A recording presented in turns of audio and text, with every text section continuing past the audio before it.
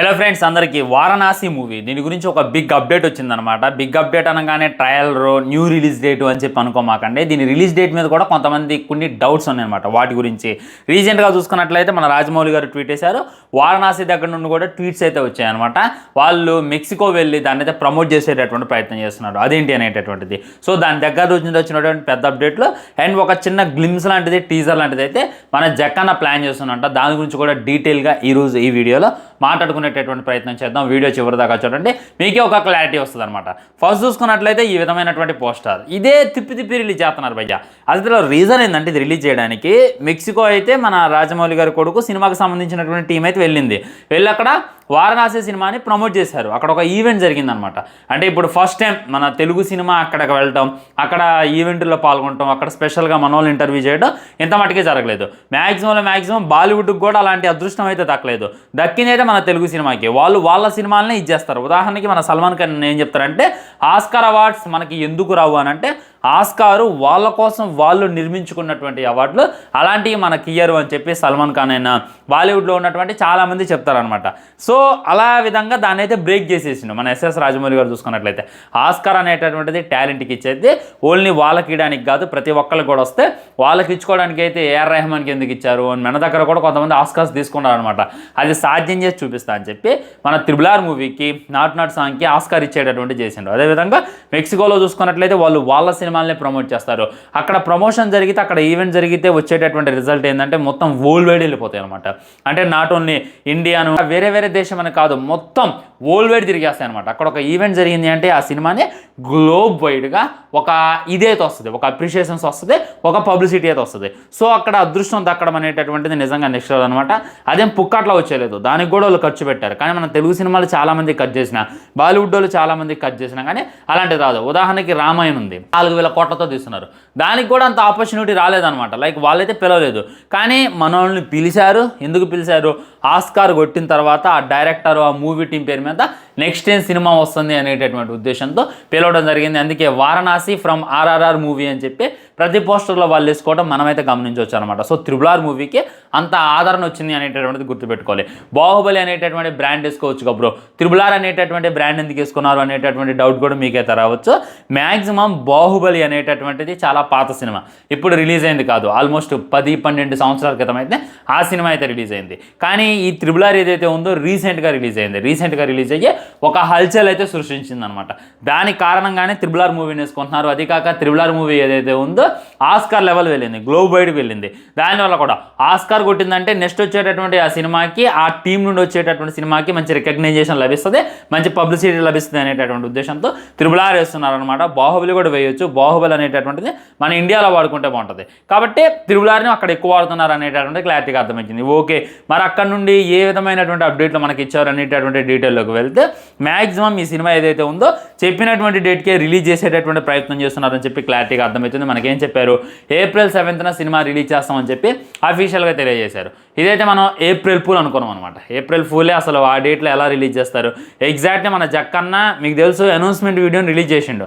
Announcement video కోసం మేము సంవత్సరం కష్టపడ్డామని చెప్పి ఎడిటర్స్ వాళ్ళు వీళ్ళు చెప్పడం అయితే మనం వినొచ్చు. ఇక అలాంటిది డైరెక్ట్గా సినిమాని 1 yearలో కంప్లీట్ చేసి మన ముందు పెడతాడు అనేటటువంటిది జరిగేటటువంటి ముచ్చటే కాదు అని చెప్పి చాలామంది అనుకున్నాం. కాకపోతే దానికి ఫుల్ స్టాప్ పడుతుందేమో అనేటటువంటి మాటలు గట్టిగా వినపడుతుంది అనమాట. అనేటటువంటి న్యూస్ కూడా గట్టిగా వినపడుతుంది. చెప్పినటువంటి డేట్కి సినిమాని 100% రిలీజ్ చేయొచ్చు అనేటటువంటి మాటలు బాగా వినపడుతున్నాయి అనమాట. అంటే వాళ్ళు చూసుకున్నట్లయితే April 27th అటు ఇటుగా 1 year మూవీ ఉందన్నమాట. 365 days కాదులే కానీ 355 days ఉంది. సో 355 daysలో సినిమా మన ముందుకు రాబోతోంది అనేటటువంటిది వాళ్ళైతే బలంగా ఒత్తి చెప్తున్నారు. దీనికి కొన్ని రీజన్స్ ఉన్నాయన్నమాట. ఫస్ట్, ఇది ఓన్లీ ఇండియాలోనే రిలీజ్ చేస్తాం అనేటటువంటి మాట అంటే అంత పబ్లిసిటీ వచ్చేది కాదు, అంత ఇదయ్యేది కాదు. మొత్తం వరల్డ్ వైడ్ రిలీజ్ చేస్తాం అనేటటువంటి మాట చెప్పారు. అక్కడ వెళ్ళి ప్రమోషన్ చేస్తున్నారు. వారణాసిలో సైతం వారణాసి అనేటటువంటి సినిమా 7th రిలీజ్ అవుతుంది నెక్స్ట్ ఇయర్ April అనేటటువంటిది వాళ్ళు ఒత్తి చెప్పేటటువంటి ప్రయత్నం చేస్తున్నారు. దీనికి కారణంగా కూడా సినిమా అక్కడ అదే డేట్కి రిలీజ్ అయ్యింది అనేటటువంటి ఆశ అయితే చాలా మందికి వినపడుతుంది అనమాట. కానీ జరగదా అనేటటువంటిది నేను నెక్స్ట్ వీడియోలో చెప్పేటటువంటి ప్రయత్నం చేస్తా.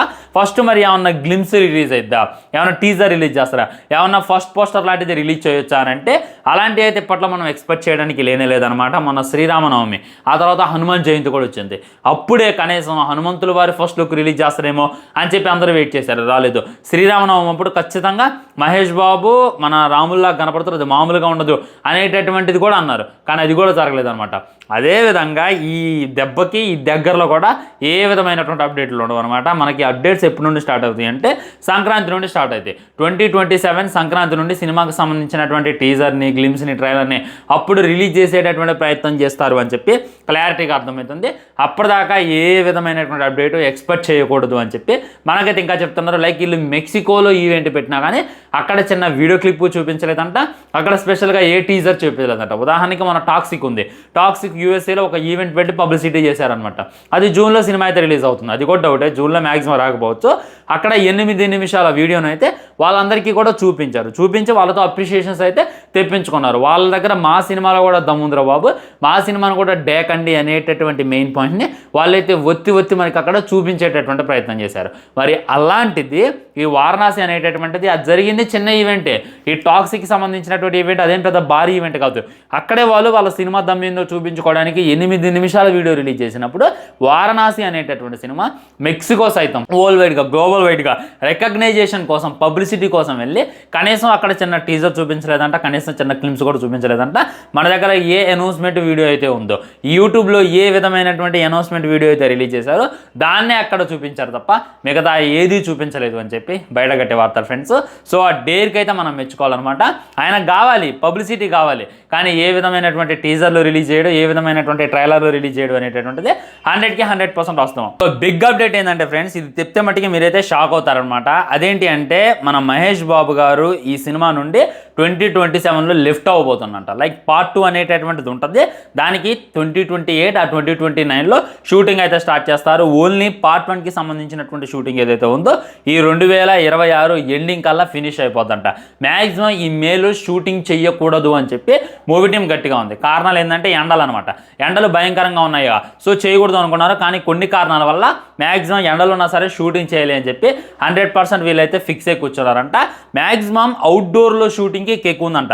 ఇండోర్లో షూటింగ్ వీళ్ళు ముందుగానే ఫినిష్ చేశారు, అవుట్డోర్లో షూటింగ్ ఉందంట. అది ఫినిష్ చేసిన తర్వాత మన మహేష్ బాబు అన్న బయటకు వచ్చి ఆయన ఇంకో సినిమా ఒప్పుకుంటాడు అనేటటువంటిది గట్టిగా వినపడుతుంది అనమాట. అది కూడా ఒక చిన్న డైరెక్టర్ అంట, పెద్ద డైరెక్టర్ అయితే కదా, మన టాలీవుడ్లో ఉన్నటువంటి ఒక డైరెక్టర్. ఆ డైరెక్టర్తో సినిమా ఒప్పుకొని అది తీసి అప్పుడు ఇది రిలీజ్ చేస్తారంట. సో ఈ గ్యాప్లోనే ఈ సినిమా షూటింగ్లో పాల్గొంటాడు అనేటటువంటిది కూడా క్లారిటీగా అర్థమవుతుంది అనమాట. సో వారణాసి కన్నా ముందైతే సినిమా రిలీజ్ కాదు, వారణాసి అయ్యాక రిలీజ్ అయితే అందరికీ ఒక ఎక్స్పెక్టేషన్స్ ఉంటాయి కదా, మహేష్ బాబు అన్న వారణాసి తర్వాత ఏ సినిమా తీస్తాడో, నెక్స్ట్ ఏ డైరెక్టర్తో వర్క్ చేస్తాడు అనేటటువంటిది. సో భారీ ఎక్స్పెక్టేషన్స్ పెట్టుకోమాకండి, ఒక నార్మల్ డైరెక్టర్తో ఒక నార్మల్ సినిమానే చేస్తారు అని చెప్పి ఇంకా క్లారిటీగా అర్థమవుతుంది. ఎలా అయితే RRR మూవీ రిలీజ్ అయిన తర్వాత ఆచార్య అనేటటువంటి సినిమా రిలీజ్ అయిందో నార్మల్గా పాన్ ఇండియా కాకుండా ఓన్లీ రీజనల్గా, అదేవిధంగా మహేష్ బాబు అన్న కూడా ఒక నార్మల్ సినిమాని ప్లాన్ చేస్తున్నాం అని చెప్పి బయటగట్టి టాక్ ఫ్రెండ్స్. నేనైతే అది రాంగ్ అవ్వాలి అని చెప్పి కోరుకుంటున్నాను. ఇది బయట వినపడుతున్నటువంటి న్యూస్. ఐదర్ ప్రశాంత్ నీల్తో తీయాలి లేదా సందీప్ రెడ్డి వంగతో తీయాలి. వారణాసి తర్వాత డైరెక్ట్ సందీప్ రెడ్డి వంగతో సినిమా పడితే మట్టికి వామ్మో ఆ సినిమా ఎక్కడికో వెళ్ళిపోద్ది. అదైతే నేను ఎక్స్పెక్ట్ చేస్తాను. మరి జరిగిద్దా లేదనేటటువంటిది వెయిట్ చేసి చూడాలి friends. Next Neel NTR cinema గురించి ఒక అప్డేట్ వచ్చింది, దాని గురించి మాట్లాడుకుందాం. బై ఛానల్ని సబ్స్క్రైబ్ చేసుకొని వీడియో లైక్ చేయండి, షేర్ చేయండి. జై హింద్.